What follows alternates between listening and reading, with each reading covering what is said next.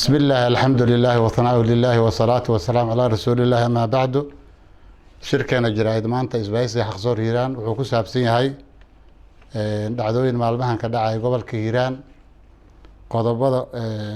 oo maanta ku saabsan yahay waxa weeye baaq oo aan u jeedinayno gudoomiyaha gobolka hiiraan iyo duqa magaalada iyo degniino ku aadan deegaameynta iyo dhismaha feerfeerka Soomaaliya ay leeyihiin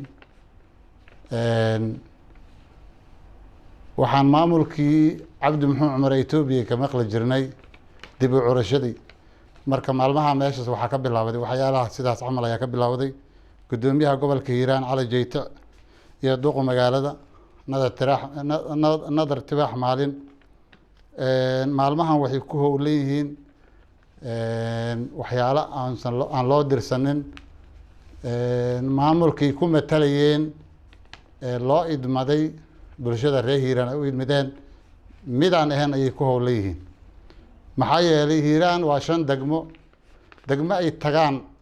waa la waayay oo ay ka qodbeeyaan oo baahida jirta ay soo dhageystaan oo waxyaalaha waxaa jira hadda cudurro jiro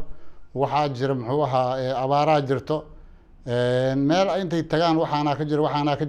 jira ay dhahayaan waa la waayay laga reebo markii maalmo kasta waxay ku howlan yihiin deegaameyn cusub ay ku howlan yihiin ma garanayo waxay ka raadinayaan meeshaas feer war feer laydama idmanin gudoomiye 5 degmo ee kala waxaad ka qabateen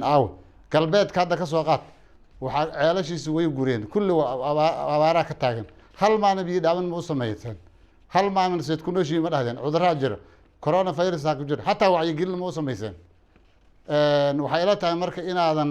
maamulka ladii magacaabay inaadan bulshada ugu adeegtaan inaydan qoladaas aysan ugu adeegayn ay ku shaqaysanayaan sida aawadeed maamulka Hirshabeelle madaxweyne ku-xigeenka hadda uu jooga mudane dabageed waxaan dhahaynaa inay barnaamijkaas arkaan shaqada ay qoladaas hayaan ay arkaan maxaa yeelay wixii loo idmaday maahan wixii oo ay maamulka u hayeen maahan gudoomiyaha gobolka 5 degmo ee gudoomiyahooda u ahay maanta wuxuu ku shaqeynayaa maahan wax oo wixii loo idmaday maahan systemka la rabay inuu bulshada ugu shaqeeyaan kuma shaqeyno wuxuu ku shaqeynayaa afaar hoos oo aan ka sheekeyn karin ceeb faraha la gelays sida aawadeed waxaan dhahaynaa dowladda federaalka maamulka Hirshabeelle bal il gaar ah ku aragta meeshaas meel hadii oo muxuu ahaa ay nin hogaamiye kooxeed u sameysteen oo duurka geeyeen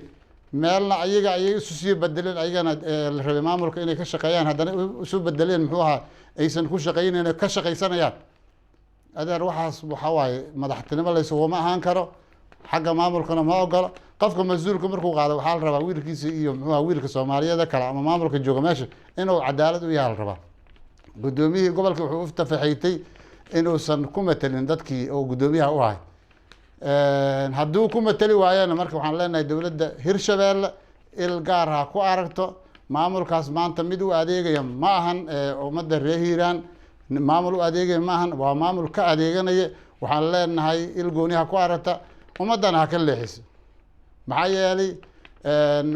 galbeedka magaalo 5 degmo hal maalin meel ay tagayaan oo ay dhaamin ka sameeyaan oo cudurrada dadka jira ay ka wacyigeliyaan oo sidaan hal sameeyay dhahayaan ma jirte barnaamij kale ay wadaan adeerayaalo waxaan leenahay nagama dhaga yaridin maamulka Hirshabeelle kan meesha joogana ha arka kan kale weyno madaxweynaha guud laabana ha arko maamulkaas waxaan leenahay ha arkaana nimankaas maamul ma ahan waa danaystayaal ka danaysanay duqa magaalada iyo gudoomiyaha gobolkaba waxay noqdeen dad u shaqeynaya qabiil hoose u shaqeynaya noqdeen niman ka turjumaya iyo muxuu ahaa maamulka oo guud ma ahan qodobka waa kaas qodobka labaad waa shirkadda dahabshiil ee gobolka Hiiraan gudoomiyaheeda shirkadda dahabshiil anaga waxay nooga xisaaban tahay shirkad caalami aad u qiimo badan khayri waxyaalaha ay ka qabatay dhibaatooyinka fatahaadii abaarihii waan ognahay malaayiin dollar ay ku bixisay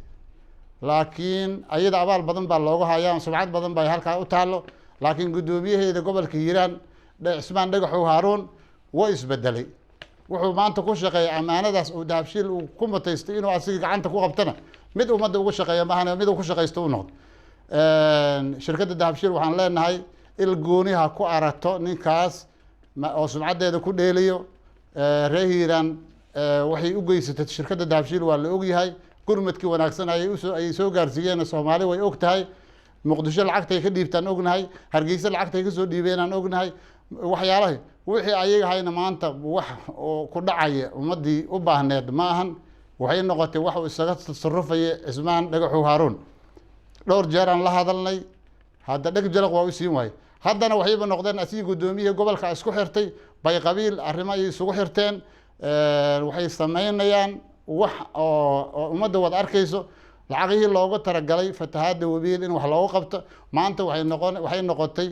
ayadoo abaar ay jirto webiga gursan yahay dadka aan biyo dhaamin loogu samaynaynin waxay maanta aadeen inay mustaqbal dambe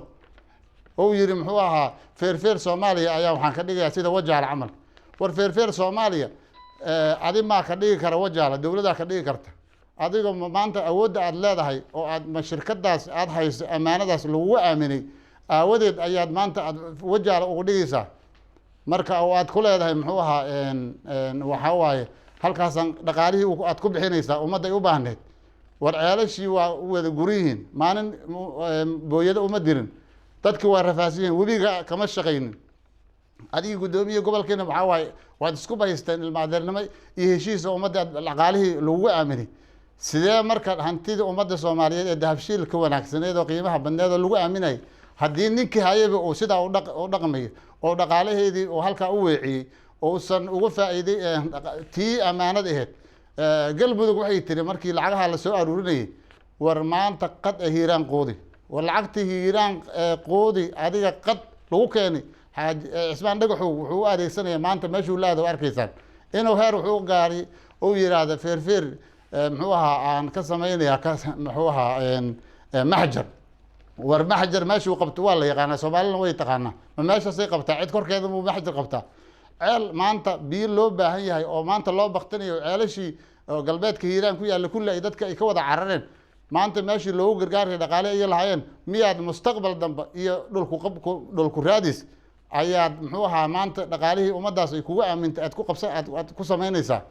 marka waxaan leenahay shirkadda dahabshiil waa shirkad aad u wanaagsan sumcad badanna waan u haynaa reer hiiraan abaal badan ay ku leeyihiin laakiin guddoomiyaheeda gobolka hiiraan ma ahan mid ku tarjumaya sida ay shirkadda ku dhisan tahay ma ahan maanta wuxuu isu rogay ninkaas nin oo siyaasiya qabqablo isu rogay waxaan leenahay ayadana il gaar ha ku aragto waxaan leenahay maamulka hirshabeellena ha ku arkaano ammaanada ay u dhiibeen oo ammaanta dadka ku dulminaya shalayba waa loo dhiibo waxaan leenahay hadduusan xisaabtan ogoleen oo asiga iyo muxuu ahaa iyo guddoomiyihii gobolkii iyo muxuu ahaa iyo laba nimoo kale oo hadda aanan magaca ku dhifta aanan doonayn hadday marka oo asigana cidduu rabo oo isaga tasarufaya waxaan leenahay shalay ammaanadaas waa loo dhiibtay waa in lagala xisaabtamaa lagana qaadaa maadaama uu dadku dulminayo taas horta sidaasaan leenahay cismaan dhagaxow midda kale waxaan leenahay annaga soor hiiraan arrimahan hadda wax badan baan ka dignay waa ka dignay haddii loo hogaansami waayo oo meeshii wax beelo ku dhisan weye beel hadda ka awood badanna ma jirto haddii barnaamijka dheg jalaq loo siin waayo oo dhaqaalihii loogu targay ummaddaas wada laheed oo nin isaga tasaruf ama niman ay isaga tasarufaan dadka haddana ha ku tasarufaane hadday qaadanayaan qiyaamahooda unbay hadda muxuu ahaa ayay ka xisaabtamale ayay ka heli lahaayeen oo maanta ay leeyihiin muxuu haddana ay dhib la imaadeen inay dad ku dhibaan hadda dad way xanuunsanayaan jawaabaa ka imaanaysa marka intay jawaabtaas imaanin oo ay culayskaas hadhow aysan imaanin waxaan leenahay isbaysi xaqsoor hiiraan waxaan leenahay arrimaashaas dhib badan baa ka soo socdo waan ka digaynaa haddii sidaa lagu fiirsadona cawaaqib xumada ka imaado waxaa mas-uul ka ah mas-uuliyaddeedana qaadaya dadkii muxuu ahaa inay ayagoo sidaas samaynaya aan u sheegnay qaban waaye muxuu ahaa ninkaa ka qaban waaye guddoomiyihii gobolkii iyo muxuu ahaa iyo guddoomiyihii shirkadda dahabshiil oo midoobay inay ummadda lacagtaa ku dhibaan oo ayagana kala dheefsadaan ummadda wax uga qaban waayaan ku midoobay ayaa mas-uuliyaddeeda qaadi doono waana la iga dambeeya hada wabillahi towfiiq payc shirkadda telesom waxay macaamiisheeda dalka dibaddiisa joogta ugu bushaaraynaysaa in iyagoo gurigooga jooga lacag u diri karaan eheladooda iyo asxaabtooda abka payc waxaad si fudud lacag ugu diri kartaa adigoo gurigaaga jooga loodiruhuna wuxuu ku helayaa saad ama akownkiisa daarasalaam bank haddaba si aad u isticmaasho abka payc waxaad kala soo degi kartaa moobilkaaga payc si fudud lacag ugu dir adigoo gurigaaga jooga payc